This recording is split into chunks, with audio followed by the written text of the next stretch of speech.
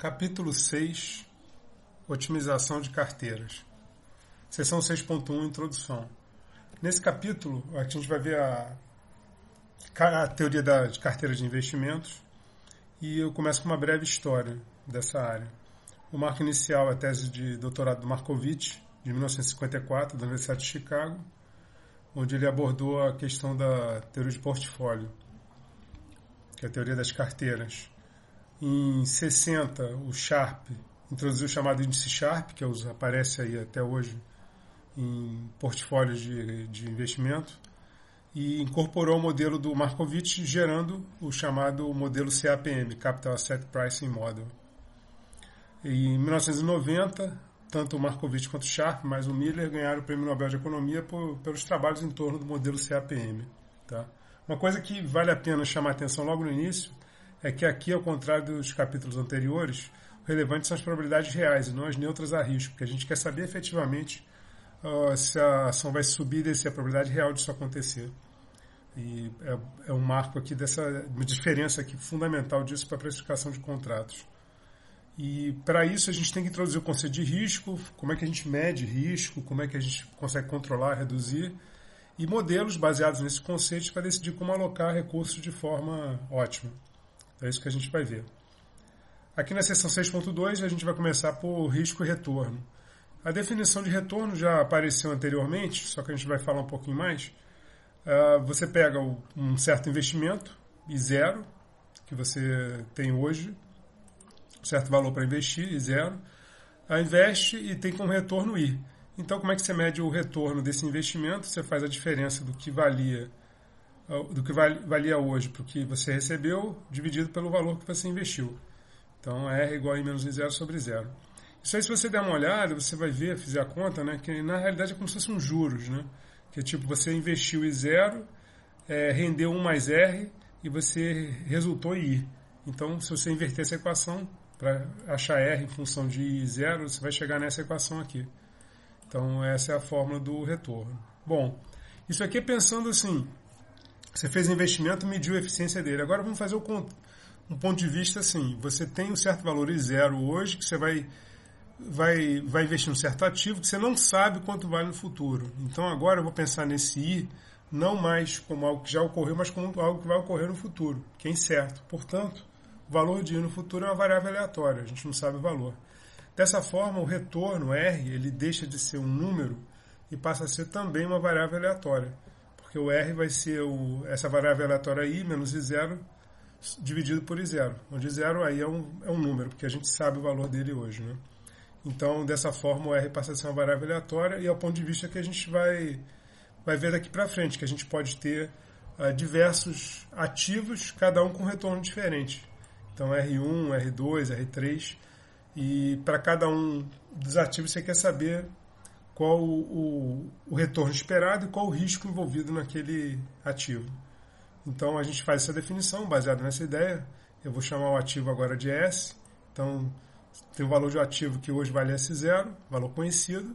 Você tem o valor futuro desse ativo, que é a variável aleatória S. E aí se define o retorno, é a mesma equação, S menos S0 sobre S0. E aí a gente define o retorno esperado do ativo S como sendo a média, é de R, da variável aleatória R, e o risco é o desvio padrão, que a gente já aprendeu também, né? Tanto esperança quanto desvio padrão, média e desvio padrão de uma variável aleatória.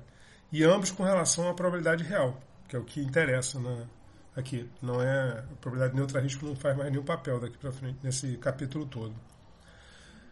Então, para entender melhor essa definição, né, por que a gente define o risco pelo desvio padrão? O retorno, é claro que é fácil de entender por que é o EDR, mas por que o risco é o desvio padrão?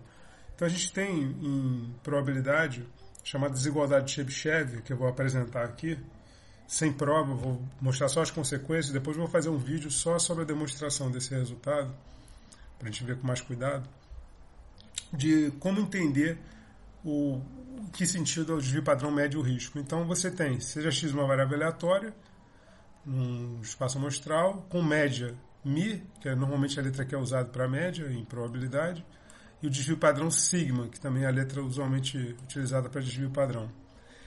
E aí a desigualdade de Chebyshev é essa desigualdade aqui que eu vou explicar agora. Então ele está dizendo o seguinte, que a probabilidade do x estar distante da média é pequena, é menor que um certo valor. Que valor? Bom, quanto maior o k, menor esse número, que é 1 sobre k ao quadrado. Então, sei lá, se k é igual a 10, isso aqui é 1 sobre 100.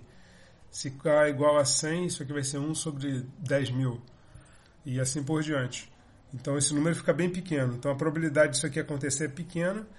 A probabilidade de quê? Do x menos o μ está longe, ou seja, ser maior que k vezes sigma. Então, na prática, se o sigma, quanto menor o sigma, a gente vai ver aqui embaixo, mais precisa essa estimativa de x, a probabilidade de x estar perto do μ. Então, eu vou pular aqui a prova e ver as consequências, depois a gente vai fazer um vídeo só sobre a prova.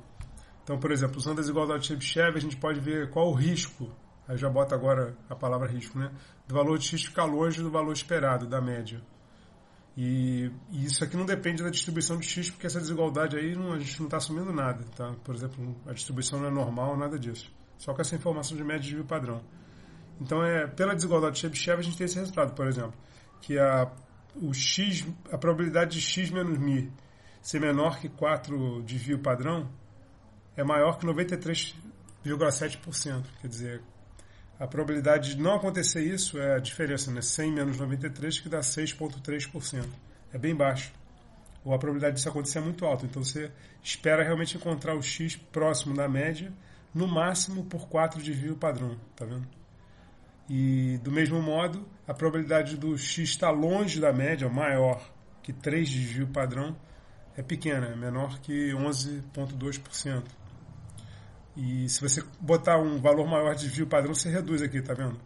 Aqui é 4%, aqui era 11%. Quando eu botei 5 desvio padrão aqui, eu já aumentei para 4%. Diminui a probabilidade para 4%. Então, a probabilidade de x estar mais longe da média do que 5 vezes o desvio padrão é menor que 4%. Então, de fato, o x deve estar bem próximo da média. Então, aqui tem um exemplo baseado na desigualdade de Chebyshev, que é pedindo para você calcular, né, determinar a probabilidade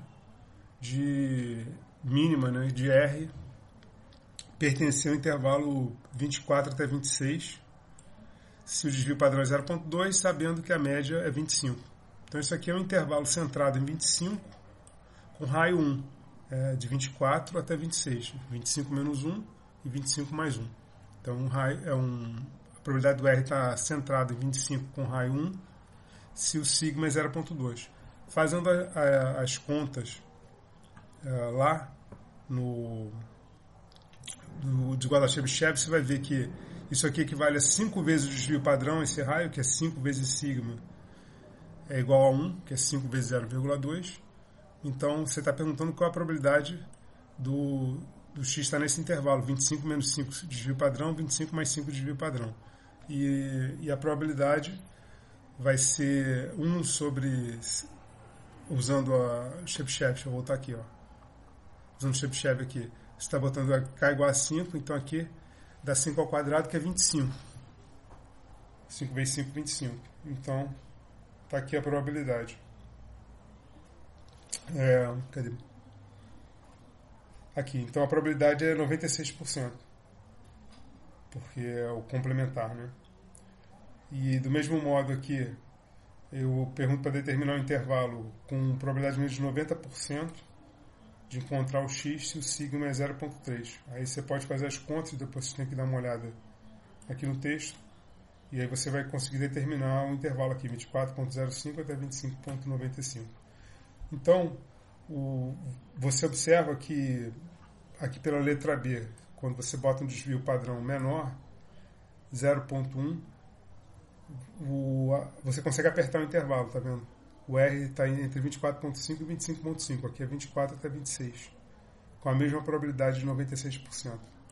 Então, o desvio padrão, ele te diz o quão próximo está da média. Quanto menor ele, mais próximo você espera encontrar o R da média. Então, menor o risco do R estar longe da média. Quando o sigma vai aumentando o risco, a probabilidade do R estar longe da média. Então, é nesse sentido que o desvio padrão ele mede o risco. Tá Tá? Mas ele não é a única forma de medir risco. Você tem outras ideias. Por exemplo, pode usar o conceito de entropia, que vem da física. E aí a gente entra numa área chamada de econofísica.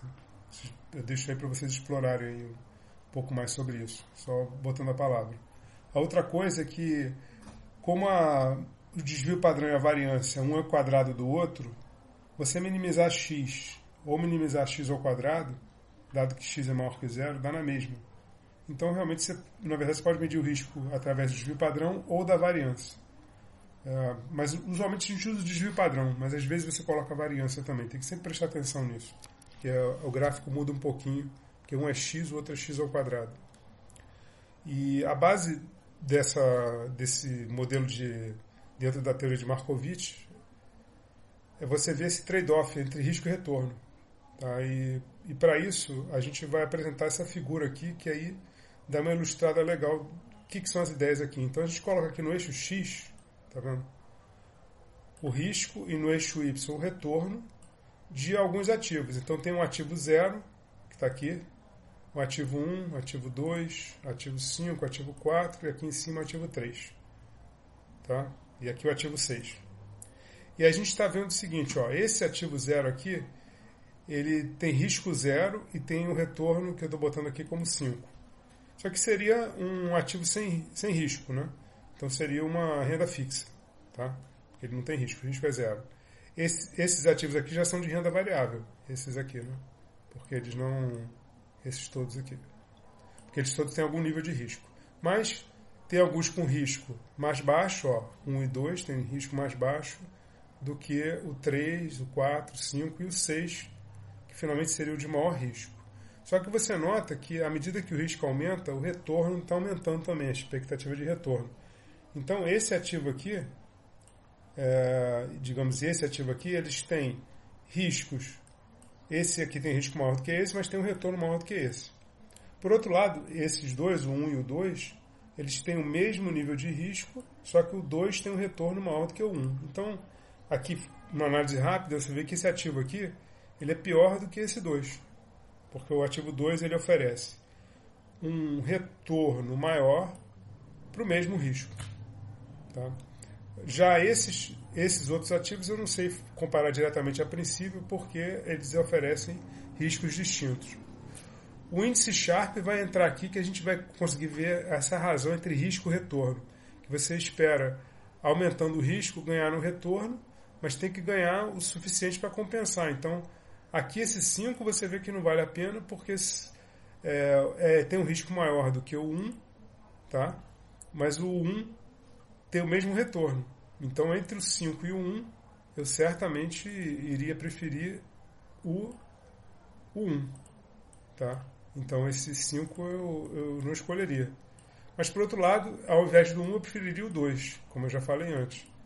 Então, essa seria uma maneira básica de fazer a análise. Mas já esse 3, 4 e 6, eu vou ter que usar a teoria depois para poder classificar melhor.